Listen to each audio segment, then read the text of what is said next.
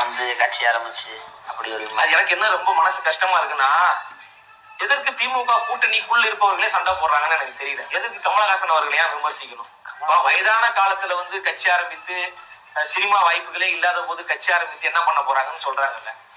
இப்ப எங்க தலைவர் வந்து வயதானவரா, இல்ல ஒரு சினிமால அவருக்கு பட வாய்ப்பு இல்லையா? நம்பர் ஒண்ணுங்க. இப்போதைக்கு தமிழ்நாட்டின் சூப்பர் ஸ்டார்னா அவர் தான். அவருக்கு கதை சொல்வதற்கு பல தயாரிப்பாளர்கள், பல இயக்குனர்கள் கியூல நின்றுட்டு இருக்கிறாங்க. அடுத்து ஒரு பட வாய்ப்பு நமக்கு கிடைக்காதான்னு.